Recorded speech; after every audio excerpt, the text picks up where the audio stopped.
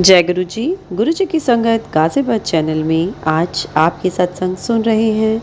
तो गुरु जी महाराज की विशेष कृपा आप पर और आपके परिवार पर बनी हुई है। संगत जी आज का सत्संग बेहद ही खास और ब्लेसिंग से भरा है, जिसको सुनने मात्र से ही आपके जीवन में आने वाले सभी कष्ट और बाधाएं गुरु जी सत्संग सुनवा कर ही स्वयं काट देंगे। तो चलिए संगत जी सत्संग का आरंभ करते हैं। सबसे पहले गुरु चरणों में अपनी हाजिरी लगाएं और कमेंट बॉक्स में जय गुरु जी, शुक्राना गुरु जी लिखना ना भूलें। अब हम सत्संग का आरंभ गुरु जी के दिव्य पावन मंत्र जाप से करेंगे। ओम नमः शिवाय, शिव जी सदा सहाय। ओम नमः शिवाय, गुरु जी सदा सहाय। जय गुरु जी, शुक्राना गुरु जी। संगत जी आज का सत्संग हमारे गुरु परिवार में से ही के बहल अंकल ने लिखकर भेजा है, जो गुरु जी की बहुत ही ब्लेस संगत में से एक हैं। अंकल जी बताते हैं कि मुझे परिवार सहित गुरु जी से मिलने का सौभाग्य प्राप्त हुआ। यह मेरे एक मित्र के कहने पर संभव हुआ, जो गुरु जी से आशीर्वाद प्राप्त करने के पश्चात अत्यंत प्रभावित हुए थे। संगत जी इस अवधि में मेरी पत्नी हृदय रोग से पीड़ित रही थी। मैं उसे हमारे पारिवारिक डॉक्टर के पास ले जा चुका था। उन्होंने ईसीजी और टीएमटी के साथ कुछ अन्य परीक्षण भी करवाने को कहा था। ईसीजी के परिणाम सही नहीं थे। टीएमटी में एक गतिशील पट्टे पर उसे चलना था, किंतु वह उस पर 1 मिनट भी नहीं चल पाई थी। उसका बीपी 2000 से ऊपर पहुंच गया था और डॉक्टर ने परीक्षण रोक दिया था। संगत जी मेरे फैमिली डॉक्टर को बताने पर उन्होंने स्ट्रेस थैलियम परीक्षण करवाने को कहा। मैंने सीताराम भारतीय चिकित्सालय में परीक्षण के लिए नियुक्ति ले ली थी। स्ट्रेस थैलियम परीक्षण से पूर्व हम गुरुजी से दर्शन करने गए और उनको पत्नी के स्वास्थ्य से अवगत कराने के लिए हमने उनसे प्रार्थना करी।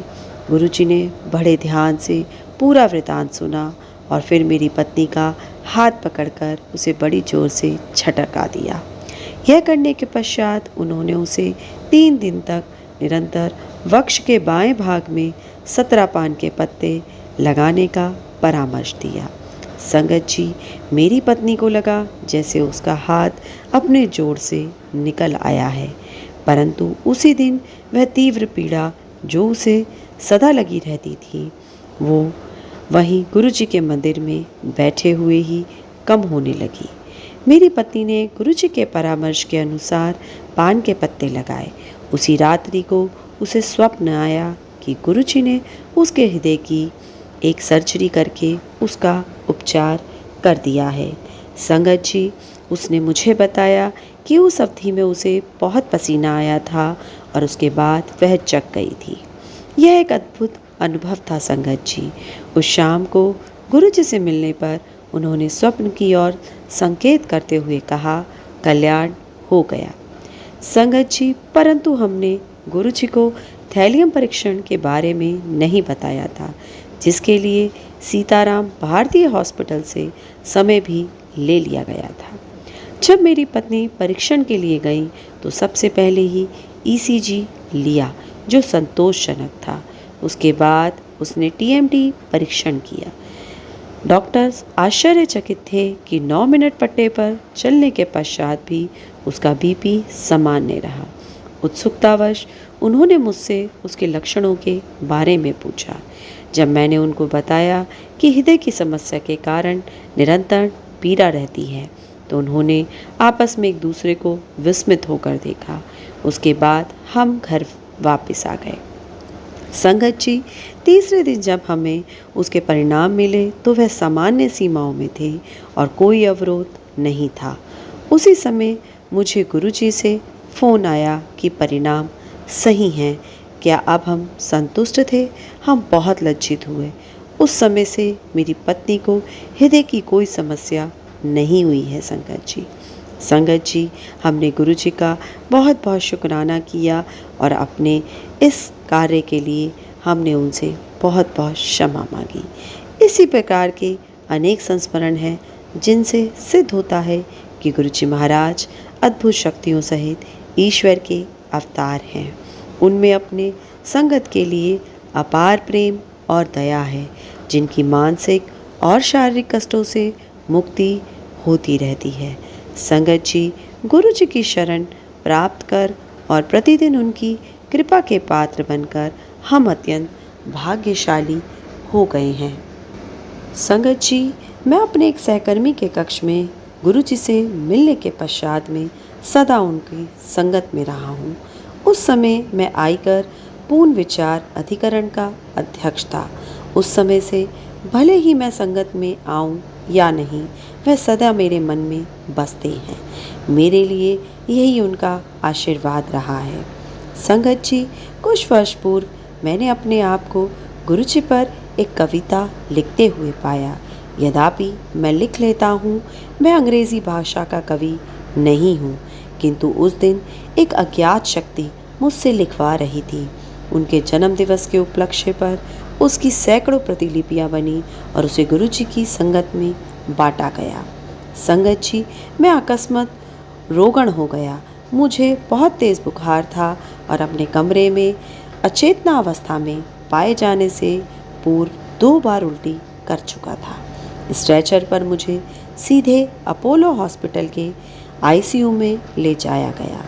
डॉक्टर्स के एक दल ने मेरी जांच करने के पश्चात पाया कि मेरे गुर्दे के संक्रमण ने मेरे पूरे शरीर को ग्रस्त कर लिया है। अब मेरी किडनी और लीवर ने काम करना बंद कर दिया था। मेरे हृदय का आकार बढ़ गया था और मेरी आंतों से रक्तस्राव हो रहा था। संगत जी, मस्तिष्क प्रभावित हो गया था और मुझे श्वासनक ज्वर था।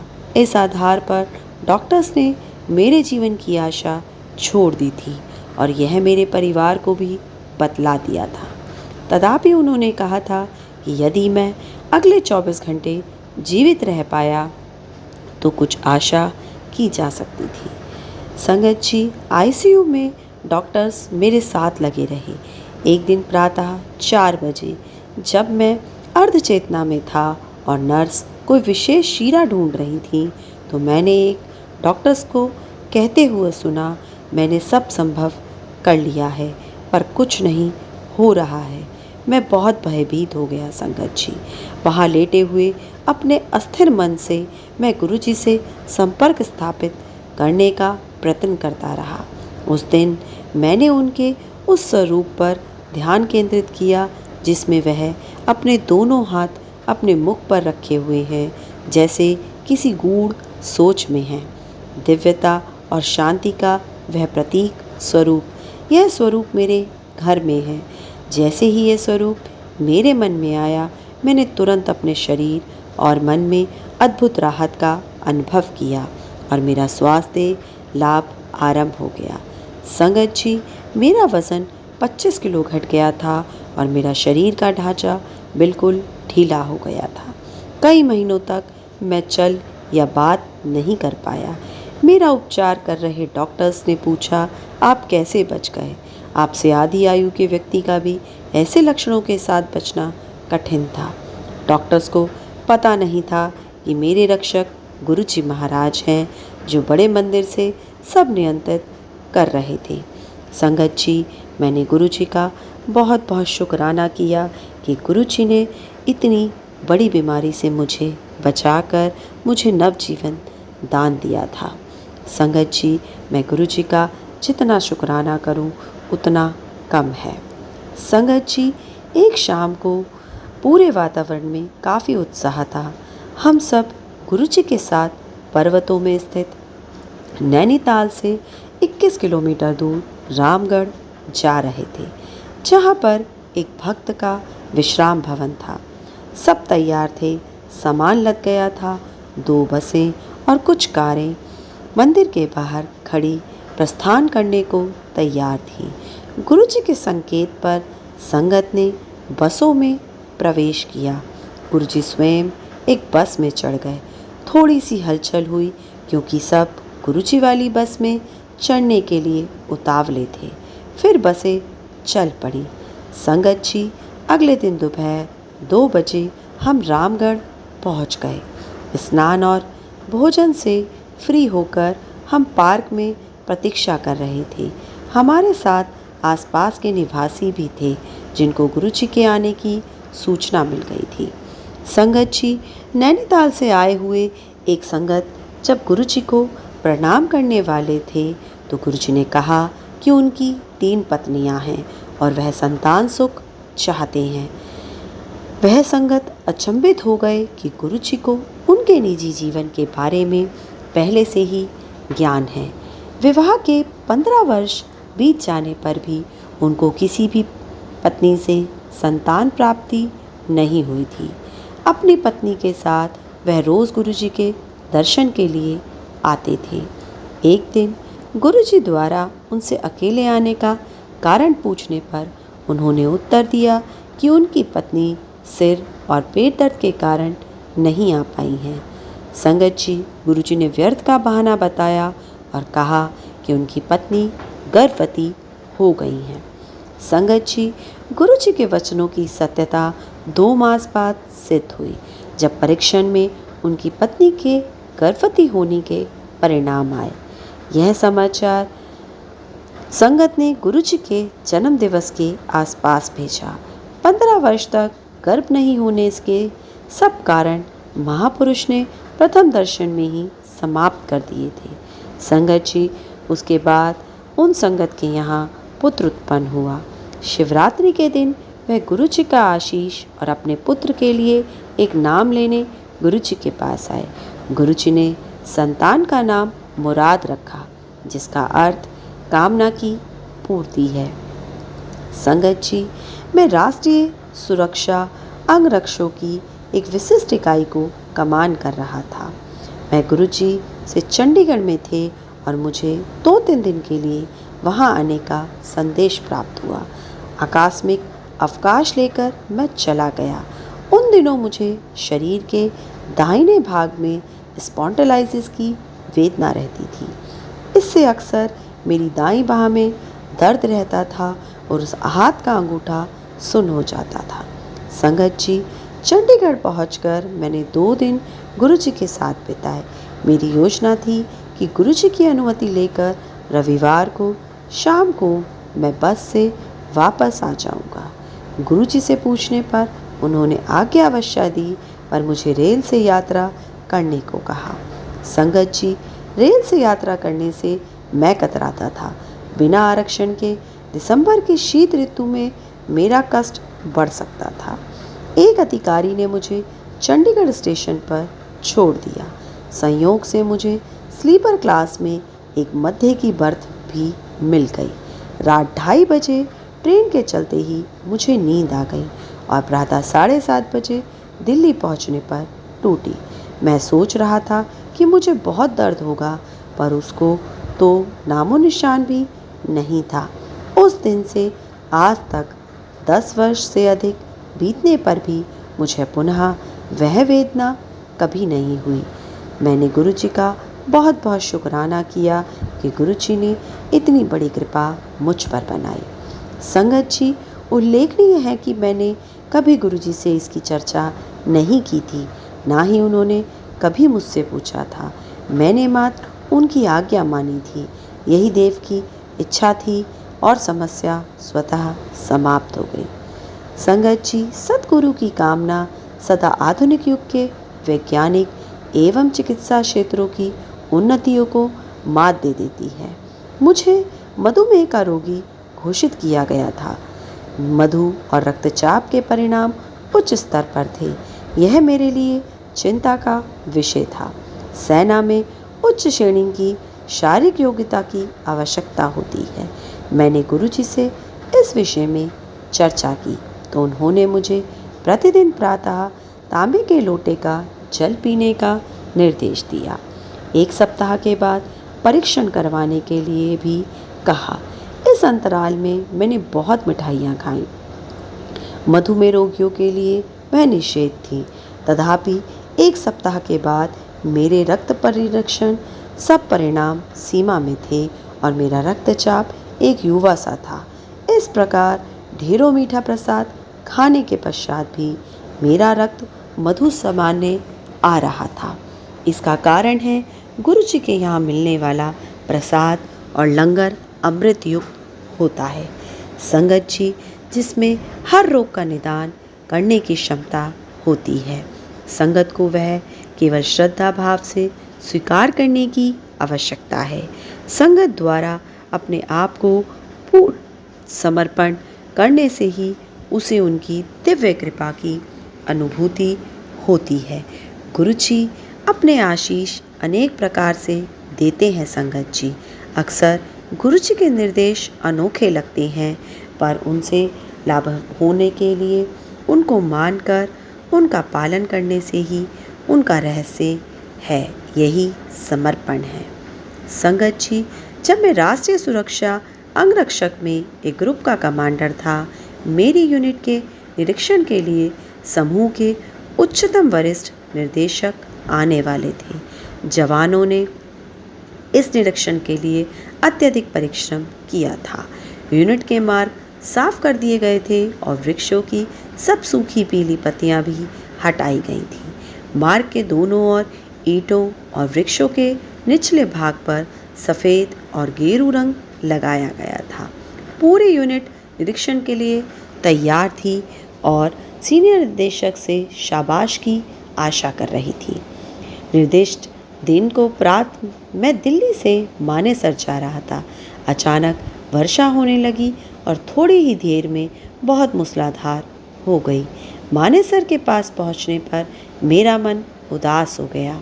यूनिट के जवानों का परिश्रम पानी में बहता हुआ दिख रहा था।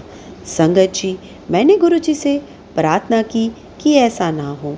यूनिट के मुख्य द्वार में प्रवेश करते ही मैं अचंभित रह गया।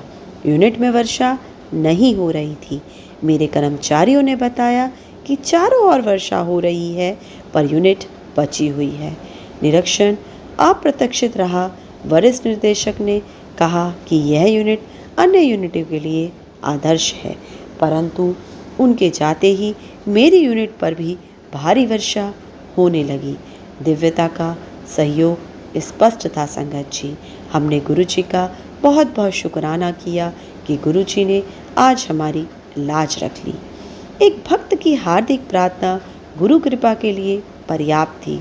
मुझे आभास हुआ कि निरीक्षण की अवधि में यद्यपि चारों ओर मूसलाधार वर्षा हो रही है, यूनिट के ऊपर दिव्य छत्र छाया बनी हुई है।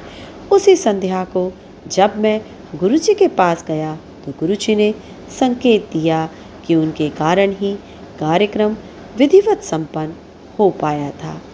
संगत जी, गुरु जी मेरी और मेरे परिवार की हर प्रकार से सहायता करते हैं, जैसे अगले संदर्भ से दृष्टिगोचर है।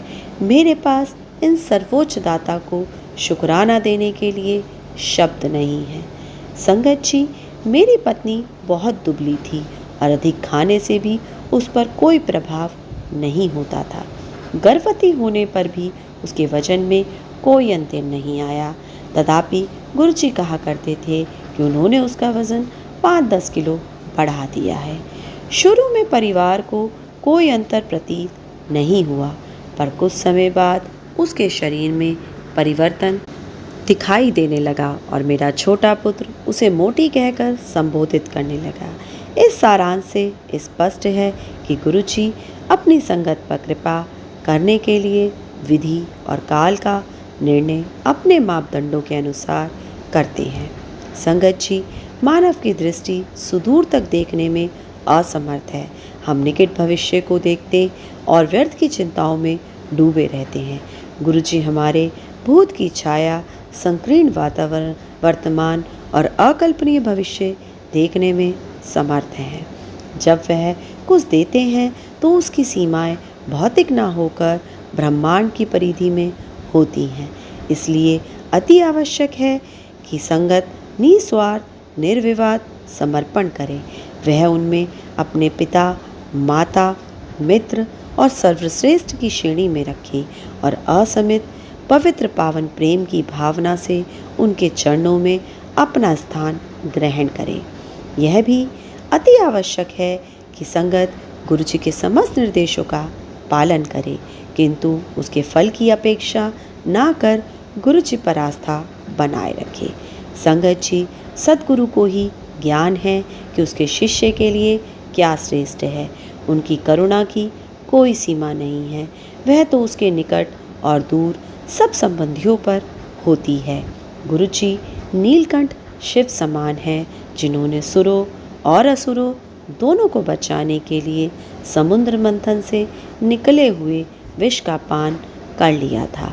गुरु जी अपनी संगत के विष को समाप्त कर देते हैं। आपके अति प्रिय संबंधी चाह कर भी आपकी वेदना समाप्त करने के लिए आपके समस्त कष्टों को समाप्त करने में असमर्थ हैं। संगत जी, किंतु सद्गुरु आपको जीवन देकर आपके रक्षक बनते हैं। रामचरितमानस का एक दोहा उल्लेखनीय है, मोरे प्रभु तुम गुरु पिता माता, जाऊं कहाँ तजी पद जल जाता। संगत जी, जयपुर में मेरी भांजी अति शोचनीय अवस्था में थी। वह एक स्थानीय हॉस्पिटल में एडमिट थी और डॉक्टर्स के अनुसार उसकी अवस्था अति नाजुक थी। मेरी बहन ने मुझे फ़ोन किया। वह रो रही थी, परंतु वहाँ पर पहुंचकर मुझे गुरुजी को कुछ कहने का अवसर ही नहीं मिला। सब संगत के जाने के पश्चात गुरुजी हॉल में बैठे थे और उन्होंने कहा कि उनकी तबीयत ठीक नहीं है। अतः मैंने उसका उल्लेख करना अनुचित समझा, पर जब गुरुजी ने सेम लक्षणों का विवरण आरंभ किया तो मैं अचंभे में पड़ गया। उन्होंने मुझे एम्स हॉस्पिटल में से एक दवाई लाने को कहा। 1 घंटे के बाद रात्रि 1 बजे जब मैं दवाई लेकर पहुंचा तो उन्होंने उसे कूड़ेदान में फेंकने और मुझे पत्नी सहित जयपुर जाने को कहा।